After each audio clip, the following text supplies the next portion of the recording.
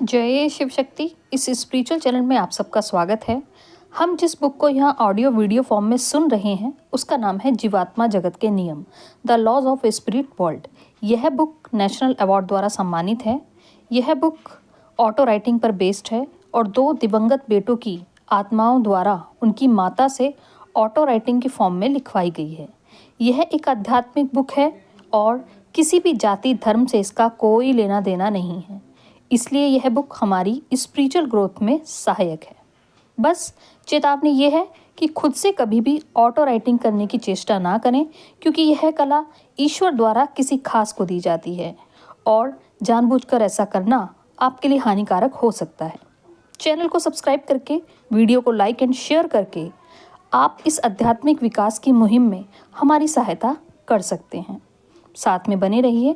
धन्यवाद। सुनते हैं बुक की समरी। कल मैंने चैप्टर पूरा किया था आत्मा और अवचेतन में। आज नया चैप्टर शुरू हो रहा है। नाम है स्वतंत्र इच्छा। आप खुद अपनी परिस्थितियों के सृजक होते हैं। सच्ची स्वतंत्रता का अर्थ है आपको सत्कर्म करने की पूरी छूट मिलना। आप पृथ्वी पर अपनी स्वतंत्र इच्छा का प्रयोग करके प्रलोभनों और नकारात्मकता पर विजय प्राप्त करने का लक्ष्य लेकर आए हैं। ईश्वर ने आपको स्वतंत्र इच्छा और चुनाव की आजादी दी है। इसलिए एक समझदार आत्मा अपनी स्वतंत्रता का उपयोग कर बुरी चीजों की बजाय अच्छी चीजों को चुनने में करती है और आध्यात्मिक रूप से प्रगति करना जारी रखती है। पृथ्वी पर कुछ वर्षों की अस्थायी खुशी के लिए गलत राह पर मत जाइए, क्योंकि ऐसा करने पर आपको जीवात्मा जगत के निम्नतर लोकों में सैकड़ों वर्षों तक कष्ट भोगने होंगे। प्रश्न: पृथ्वी पर हमारे जीवन के संदर्भ में स्वतंत्र इच्छा का क्या अर्थ होता है? आपकी स्वतंत्र इच्छा का दरअसल यह अर्थ है कि आप अपने मन, शरीर और जीवात्मा को नियंत्रित करते हैं और आपको अपने कर्मों का फल भुगतना ही पड़ता है। पृथ्वी एक पाठशाला है। यह एक ऐसा स्थान है जहां आप जीवात्मा जगत से अपने कर्मों का हिसाब चुकाने, परीक्षा और प्रशिक्षण से गुजरने और अपने आध्यात्मिक जीवन कार्य को पूरा करने के लिए आते हैं। आप इन सब का सामना कैसे करते हैं, यह पूरी तरह आप पर निर्भर करता है। आप चुनौतियों का सामना बहादुरी और मुस्कान के साथ कीजिए या फिर शिकायत करते हुए खुद को दयनीय स्थिति में बनाए रखिए। आप प्रबल नैतिक निर्णय लेकर अपनी आत्मा को पोषित कर सकते हैं अथवा प्रलोभन से हार कर अहंकार को बढ़ावा देकर अपनी जीवात्मा को कमजोर बना सकते हैं। जो विकल्प आप चुनते हैं वे आपको ईश्वर की तरफ ले जा सकते हैं और आपको उनसे दूर भी कर सकते हैं। आत्मा को पोषित कीजिए या फिर उसे कमजोर होते देखिए। आप जैसा चाहें वैसा करने के लिए स्वतंत्र है। आप या तो अपनी परीक्षा में खरे उतरें या फिर असफल हो जाएं। आप खुद अपनी परिस्थितियों के सृजक होते हैं। पृथ्वी पर और जीवात्मा जगत में सही विकल्प चुनकर केवल आप ही अपनी आत्मा की उन्नति का निर्धारण कर सकते हैं।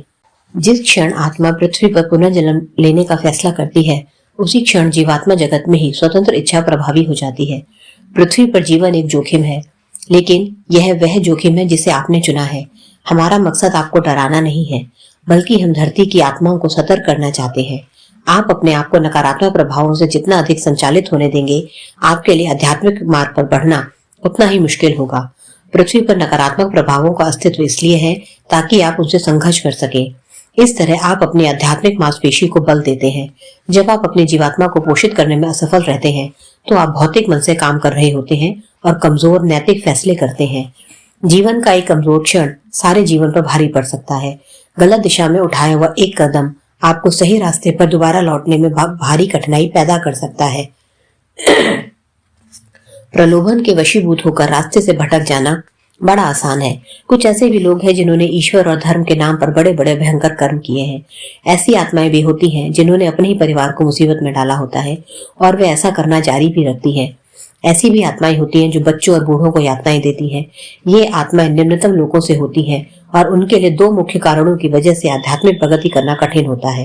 पहला, उनके कर्मों के कारण उनका अवचेतन मन सुप्त हो जाता है। दूसरा, क्योंकि वे निम्नतम लोकों से होती हैं, वे पृथ्वी पर और जीवात्मा जगत में खुद अपनी ही जैसी आत्माओं से घिरी होती हैं। ये आत्माएं न तो खुद उन्नति करना चाहती हैं, न ही वे दूसरों को उन्नति करने देना चाहती हैं, क्योंकि वे अपनी संख्या बढ़ाना चाहती हैं। दूसरों को ताकत या छल द्वारा नकारात्मक रूप से प्रभावित कर वे अपने आसपास के लोगों की आध्यात्मिक उन्नति को बाधित करती हैं और इस प्रकार वे स्वतंत्र इच्छा के नियम को तोड़ती हैं। पृथ्वी पर ऐसी दुष्ट आत्माएं ईश्वर के नियमों की पूरी तरह से अवहेलना करती हैं, क्योंकि वे उन पर विश्वास नहीं करती अथवा आध्यात्मिकता के विषय में उनकी धारणाएं गलत होती हैं, लेकिन उन्हें यह समझने की जरूरत है कि चाहे कुछ भी हो, मनुष्य की मृत्यु के बाद उसका अवचेतन मन इतना जागृत तो अवश्य हो जाता है कि वह उसे अपने योग्य स्थान तक ले जाए। यह ईश्वर का न्याय है और यह अनंत है। प्रश्न, यदि सारी आत्माएं ईश्वर द्वारा रची गई हैं, तो कुछ आत्माएं दुष्ट क्यों होती हैं? जीने का अर्थ है आध्यात्मिक रूप से उन्नति करना, ईश्वर की ओर कदम आगे बढ़ाना। अंग्रेजी में एविल यानी दुष्टता का अर्थ लाइफ अर्थात जीवन के विपरीत होता है। दुष्टता का अर्थ अधपतन है। यह आत्मा की नकारात्मक यात्रा को ईश्वर से दूर ले जाने की प्रक्रिया को दर्शाता है, जो नकारात्मक विचारों, शब्दों और नकारात्मक कर्मों से उपजता है।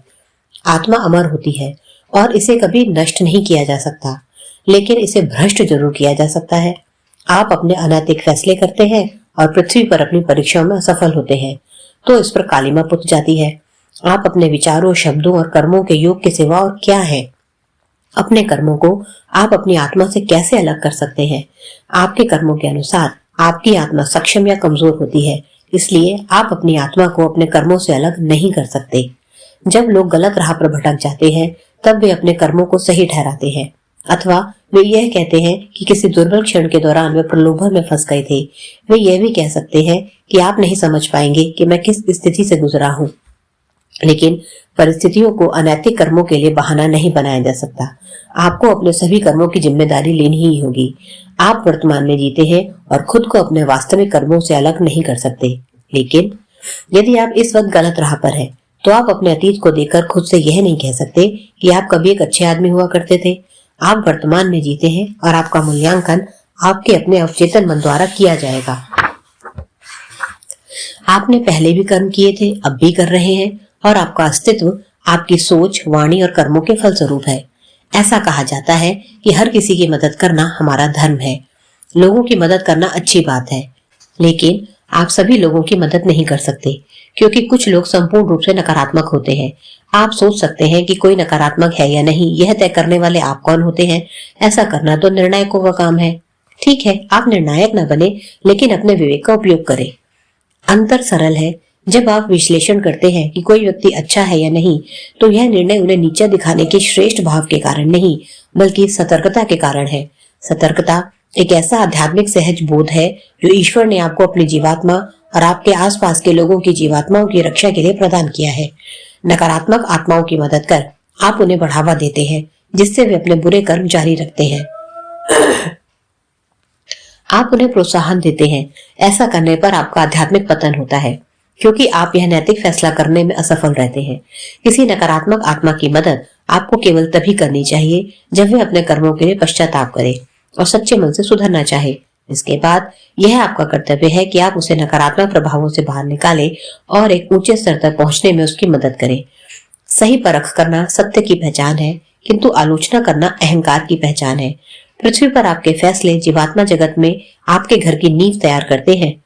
पृथ्वी पर आप अपने भौतिक मन के गुलाम बनने का विकल्प चुन सकते हैं, अथवा अपने अवचेतन मन का छात्र बनने का फैसला कर सकते हैं। स्वतंत्र इच्छा का वरदान हमें मिला है, हमें इसका उपयोग बुद्धिमानी से करना चाहिए। आज के लिए इतना ही, और इसके साथ ही स्वतंत्र इच्छा वाला चैप्टर भी आज खत्म हुआ। धन्यवाद।